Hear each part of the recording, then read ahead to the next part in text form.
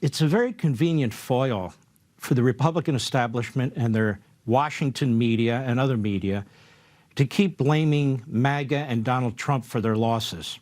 You know, Donald Trump hasn't been around forever. The Republican establishment has. McConnell, I think, has been in the Senate 36 or 38 years. He pulled the same stunt in 2010 when we won 63 House seats, but they didn't get enough seats in the Senate. Do you know who he blamed? Did he look in the mirror? He blamed the Tea Party. That's who he blamed.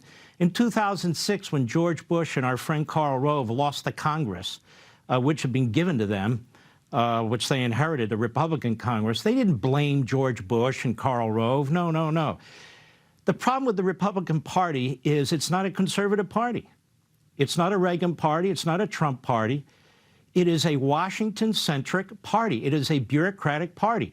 What have the Republicans done so far? You know, with the filibuster rule, the minority in the Senate has a lot of power. We know that because when the Democrats are in the minority, they're able to gum up the works. What is it that McConnell wants to do? He wants to meet them on the 40-yard line. What do you mean meet them on the 40 line? I want to meet them at the hot dog stand and have them buy me a hot dog. I don't want to meet. And whose 40-yard line? So what have the Republicans in the Senate done so far? Have they laid out an agenda? You know, McConnell keeps going to the microphone. He keeps talking about anybody who talks about suspending the Constitution can't run for president. Obviously, he's talking about Trump. Well, the Democrats are constantly suspending the Constitution and ripping it and attacking it, and their judges are. McConnell, when's the last time you talked about separation of powers, limited government, equal protection, due process, probable cause for warrants? Our Constitution's already being suspended. The firewalls in the Constitution are already being breached by the Democrats. Why do you want to meet them on the 40-yard line? What are you going to do to give us our Constitution back? What are you going to do to protect separation of powers? What are you going to do to stop Biden's executive orders? What are you going to do to force Biden to execute our laws like our immigration laws? You come to the microphone and you burp out words with those guys standing behind you like you're at a funeral procession. That doesn't fix a damn thing. You're always looking for foils. It reminds me of Biden. Inflation's up. Gasoline prices are up. Production is down. It's somebody else's fault. Well, when they lose their elections, which they control for the most part, they always blame the base or they always blame somebody else. It's really quite ridiculous. What happened to McCain? He lost. What happened to Romney? He lost. It took somebody like a Trump to win the presidency back, and it took Reagan to win 2 massive landslides. So what is the position of the Senate Republicans when it comes to all these issues? God knows there's a zillion of them, from the border to inflation to gasoline. Why don't they have a coherent, consistent legislative agenda? You had very bright people on earlier talking about why we lose these elections. Let me tell you why we lose these elections.